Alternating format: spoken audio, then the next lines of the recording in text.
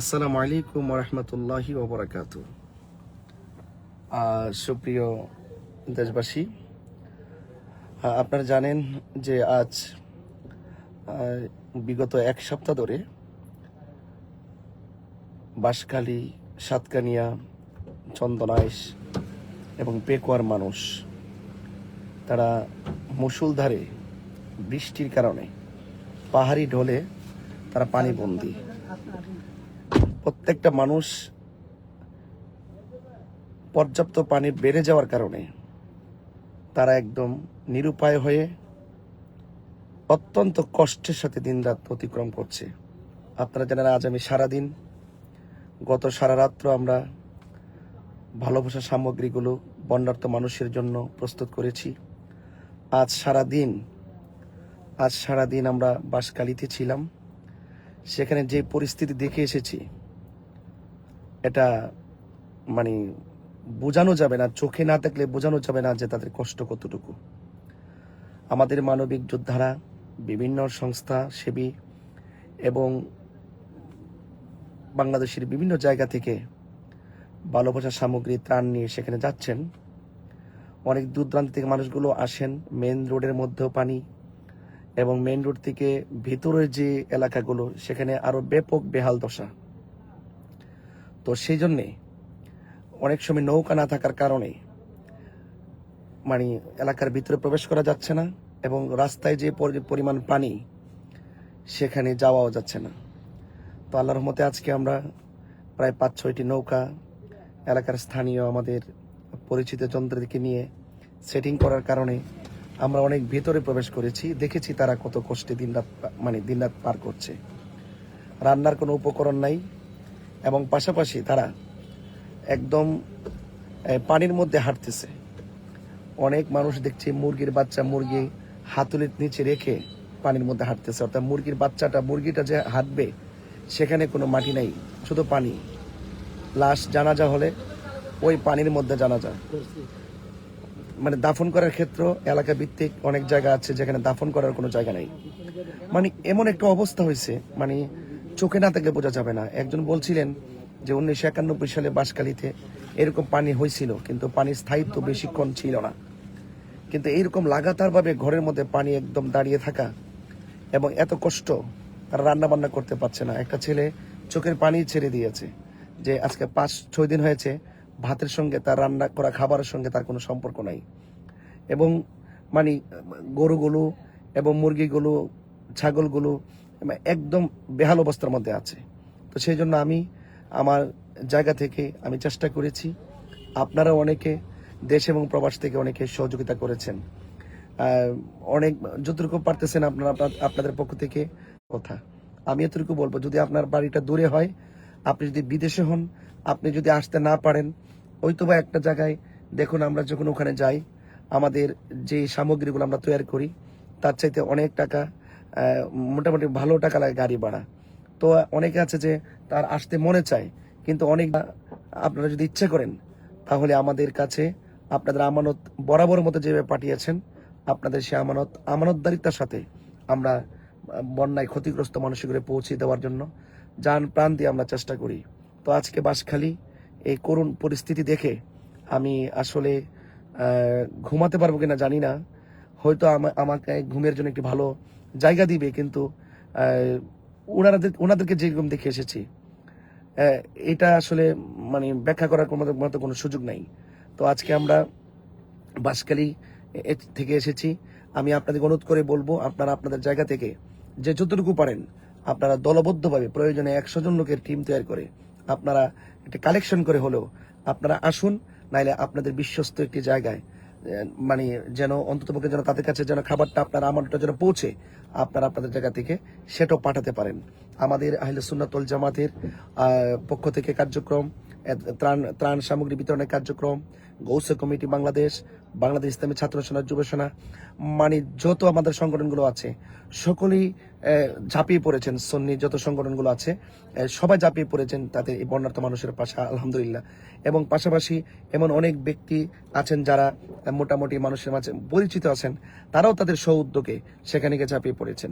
অর্থাৎ আমি মনে করি বন্যা যখন আসে, যে যেভাবে পারে মানে যার যে পলিসি আছে, যার যেরকম পরিচিতি আছে, যার যে শুভাকাঙ্ক্ষী আছে, তাদের মাধ্যমে যদি যেতে পারে আপনিও যান। তো সুতরাং আমি বলবো সবাই এই বিপদে ঝাঁপিয়ে পড়ুন, এদের পাশে থাকুন। আলহামদুলিল্লাহ আমি যখন বাঁশখালীতে গিয়েছিলাম, তা আমাদের চট্টগ্রাম জেলার সম্মানিত এসপি মহোদয় মাসুদ আলম ভাই এবং আমাদের বাঁশখালীর ওসি মহোদয় আমাদেরকে রুট ম্যাপ দিয়েছেন, আমাদের সাথে পুলিশ প্রশাসন দিয়েছেন। শুরু থেকে শেষ পর্যন্ত পুলিশ প্রশাসন আমাদের পাশে ছিলেন। কারণ আপনারা জানেন যে একটি বন্যায় দুর্গত এলাকায় অনেক শৃঙ্খলা, অনেক সিস্টেম, অনেক নিয়মকানুন, তারা এখানে থাকেন। ওনারা জানেন এলাকাগুলো কোনটা কোন অবস্থানে আছে। তো সেই জন্য ওনারা আমাদেরকে অনেক সহযোগিতা করেছেন। ইনশাল্লাহ আগামীকাল আমরা চন্দন এসে যাব সকাল 11টা থেকে 12টার ভিতরেই। ইনশাল্লাহ আমরা চন্দনাইশ যাব। ইতিমধ্যে আমরা শুনেছি চন্দনাইশও কিন্তু অনেক পানি, অনেক রাস্তা আছে কোমর পর্যন্ত পানি, অনেক ঘরের ভিতরে পানি, রাস্তায় পানি, অর্থাৎ মানুষ বের হতে পারছে না। পেকুয়া তো অনেক একই অবস্থা এবং সাতকানিতে একই অবস্থা। সুতরাং আপনারা যেদিকে পারেন, আলহামদুলিল্লাহ আগামীকাল ইনশাল্লাহ আমরা চন্দনাইশে যাব এবং আমাদের সাথে আমাদের রাহি ভাইও থাকবেন। তিনিও এলাকার একজন স্বনামধন্য ব্যক্তি, তিনিও মানবিক কাজ করে থাকেন। তো যাই হোক, আলহামদুলিল্লাহ আপনারা সবাই যার যার জায়গা থেকে আপনারা আসুন। আর না হয় আপনাদের অন্তত পক্ষে 500 টাকা হলেও, মানে একটা ঘরের খাবার 500-700 টাকা লাগে অন্তত পক্ষে তাদের জন্য। অন্তত মানে আপনি যদি আল্লাহ তৌফিক দেয় 500-1000 টাকা আপনারা যদি 1000 টাকা পাঠান, একটা পরিবারে কিন্তু মুখে হাসি ফুটতে পারে। তো ঘরের ভিতরে বসে এটা অনুধাবন করা যাচ্ছে না। এই জন্য আপনাদেরকে অনুভব করবো যে চোখে না দেখলে বোঝা যায় না। যেহেতু আমরা চোখে দেখছি ভিডিওগুলো, অনেকে মনে করেন যে অনেকে মানে ভাবতে পারেন যে আমরা ভিডিওগুলো কেন ছাড়ছি, অনেক সময় কেন যাচ্ছি, কেন জানাচ্ছি বা কেন প্রদর্শন করছি। আসলে ওয়াল্লাহি লিল্লাহ এটা লৌকিকতার জন্য নয়, শুধুমাত্র জাস্ট তাদের পরিস্থিতির আপনাদেরকে বোঝানোর জন্য। ওনারা কিন্তু কেউ গরিব না, আর্থিকভাবে তারা গরিব না। তারা লবণ চাষ করে, লবণ উৎপাদন করে, তারা কৃষিকাজ করে, তারা অত্যন্ত স্বাবলম্বী। এই যে সাতকানিয়া, পেকুয়া, বাঁশখালী, চন্দনেশে মানুষ অত্যন্ত স্বাবলম্বী। তারা কিন্তু কেউ গরিব না, কেউ অসহায় না। অর্থাৎ তার পরিস্থিতির শিকার। এই পরিস্থিতি কিন্তু আগামীতে আমারও আসতে পারে, আপনারও আসতে পারে। সেই জন্য আমি অনুরোধ করব আপনারা কালক্ষেপণ না করে, আপনারা হয়তো কিছু 2 জনের খাবার হোক, 1 জনের খাবার হোক, আপনারা এগুলো বিশ্বস্ততার মাধ্যমে পাঠাতে পারেন। আর নয় আপনারা আপনাদের জায়গা থেকে এসে তাদেরকে দিতে পারেন। অর্থাৎ আমি জানিয়ে যাচ্ছি তার যথেষ্ট না, চাহিদা ব্যাপক, মানুষের চাহিদা অনেক বেশি। কেমন চাহিদা? যে এই যে বিপদের কালে, মানে অর্থাৎ যে একটা মানুষের যে আপনার নিত্য প্রয়োজনীয় যেমন পানি, খাবার, যদি খাবার রান্না করার কোনো ব্যবস্থা না থাকে, অন্তত শুকনা খাবারটা যেন তাদের হাতে পৌঁছে, আমরা সেই ব্যবস্থাটুকু করতে পারি। তারা কেউ গরিব না, অসহায় না, তারা পরিস্থিতির শিকার। সেই জন্য আপনি আপনার জায়গা থেকে, দায়িত্ববোধের জায়গা থেকে, যে ওনার চাইতে আমি ভালো আছি, তো সে যদি আমার চাইতে যেহেতু কষ্টে আছে, আমি তার মুখে হাসি ফুটাবো। এটাই হতে হবে চ্যালেঞ্জ, এটি হতে হবে মানবিক চ্যালেঞ্জ। মানুষের পাশে বিপদে আপদে থাকার নামই তো ভাই মানবতা, এটাই তো ইসলাম।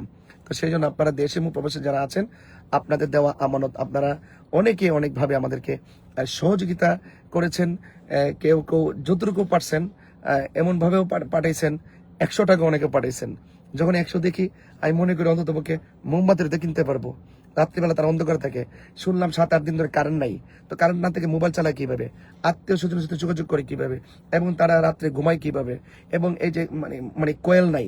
অন্তত পক্ষে যারা 100 টাকা পাঠাইছেন, আমি মনে করি যে অন্তত 5টা কোয়েল কিনতে পারবো, অন্তত 5টা মোমবাতি কিনতে পারবো। এটা দিয়ে মোটামুটি একটা রাত্রে, কয়েকটা রাত্রে যেন পার করতে পারে, সেই জন্য একটা আলোর ব্যবস্থা করতে পারবো। এই যে এইভাবে যদি আপনারা পাশে থাকেন, এগুলো কিন্তু কম না। আর যাদের সমস্যা, আল্লাহ পেকুয়া এবং বাঁশখালীর বন্যার্ত মানুষের পাশে অবশ্যই এসে আপনারা পাশে দাঁড়ান, সহযোগিতা করুন। সরকারের পক্ষ থেকে ব্যাপক প্রস্তুতি নিতে হবে। এই জন্য আমি দেখেছি অনেক মাটির ঘরগুলো 7 দিন পানি থাকার কারণে মাটির ঘর আস্তে করে ভেঙে শুধু টিনের যে চাল আছে সেটা পানির সাথে মিশে গেছে। তাহলে মানুষগুলো কোথায় যাবে? এবং পানি যদি আল্লাহ যদি সহজ করে দেয়, পানি শুকিয়ে গেলে, তাহলে তারা ঘর না থাকবে কোথায়? সেজন্য তাদের দুর্ভোগটা কিন্তু শেষ না, একের পর এক কিন্তু তাদের কষ্টের মাত্রা কিন্তু একের পর এক কিন্তু বেড়েই যাচ্ছে। তো সুতরাং আমি অনুরোধ করব, আপনাদের কাছে অনুরোধ করব শুধুমাত্র যে আপনারা আপনাদের জায়গা থেকে আপনারা আপনাদের জায়গা থেকে চেষ্টা চালাই যান এবং কিছু কিছু গুরুস্থান আছে যেগুলো স্রোতের কারণে ভেঙ্গে সমান হয়ে যাচ্ছে। এগুলো ভাই অনেক খারাপ লাগে, এগুলো মানে অনেক কষ্ট লাগে। সেই সেই বিষয়গুলো আসলে আমি ব্যাখ্যা করে বোঝানোর মতন কোনো সুযোগ নাই, কারণ এখন বলার সময় না, এখন তাদের পাশে থাকার সময়। আমি যতক্ষণ সময় কথা বলছি ততক্ষণ সময় যদি তাদেরকে নিয়ে যদি তাদের কষ্টের সাথে যে আমি যদি বসে থাকতে পারতাম, তাহলে আমি হয়তো তাদের কষ্টের ভাগটা কিছু নিতে পারতাম। ঠিক আছে, তো ইনশাল্লাহ এই যে একজন ভাই পাঠিয়েছেন, হুজুর চন্দনাইশ বরকল 6 নং ওয়ার্ড পশ্চিম পাঠানদন্দি, হাজার হাজার মানুষ পানি বন্ধু, যেটি কথা বলতে চেয়েছিলাম। পানি ভাসকালি যেমন আছে, সাতকানিয়াতে আছে, এবং চন্দনাইশ আছে, পেকুয়াত আছে, অর্থাৎ সবাই ঝাঁপায়ে পড়েন, সবাই চলে আসুন, এসে তাদের পাশে থাকুন। এবং আমি অনুরোধ করব, সরকারকে অনুরোধ করব যে তাদের মানে তাদের যে কষ্ট, এই কষ্টটাকে দূর করার জন্য একটি স্থায়ী বন্দোবস্ত হাতে নিতে হবে। নাইলে কিন্তু না হলে এটা এটা আমাদের মানুষের কষ্টগুলো আমাদেরকে কিন্তু এই যে কষ্টের হাক আছে সেটা কিন্তু আমাদেরকে অভিশাপ দিবে। আমরা আমাদের দায়িত্ববোধের জায়গা থেকে আমরা নাগরিকদের পাশে থাকা, মানুষের পাশে থাকা, আরে কে কোন দল করে এখন বাদ দেন, কে কোন হিংসা বিদ্বেষ মানে কে কোন মতাদর্শ সেটা বাদ দেন। যখন কোনো সংকট আসবে, দুর্যোগ আসবে, বিপর্যস্ত অবস্থায় থাকবে, তখন যে সে হিন্দু ধর্মের হোক। আজকে আমি যখন যাচ্ছিলাম তখন অনেকে আমাকে ইশারা করছিলেন যে এদিকে কিছু হিন্দু আছে, সে অন্য ধর্মের হোক, সেও বিপদে আছে, তার ঘরে খাবার পৌঁছাও। আগে মানবিকভাবে নিজেকে উপস্থাপন করো, ঠিক আছে? আর এটার নাম ইসলাম। মানবিকভাবে মানুষের বিপদে পাশে থাকা। একটা অন্য ধর্মের গোষ্ঠীর ঘরে যদি আগুন লাগে, বন্যায় স্রোত ঢুকে যায়, তাহলে সেখানে তাকে কিন্তু সেভ করা কিন্তু আমাদের সবচেয়ে বড় দায়িত্ব। যারা এই দুর্যোগপূর্ণ আবহাওয়ার ভিত্তিতেও, বৃষ্টিতে আপনি জানেন যতক্ষণ মাঠে পানিতে ছিলাম ততক্ষণ মানে মানে মানে বৃষ্টির ফোঁটাগুলো পড়ছিল মাথায়, এবং তথাপিও আমাদের কাছে কষ্ট লাগে নাই। আপনারা সবাই মানবিকভাবে বন্যার্ত মানুষের পাশে এগিয়ে আসুন। চট্টগ্রাম মানুষ, তারাও কিন্তু যখন বাংলাদেশে কোথাও কোনো বন্যা হয়, তাদের পক্ষ থেকে কিন্তু দৌড়ায় কিন্তু তারা চলে যায়। তো সেই জন্য অন্যান্য জায়গা থেকে তারা আসতেছেন।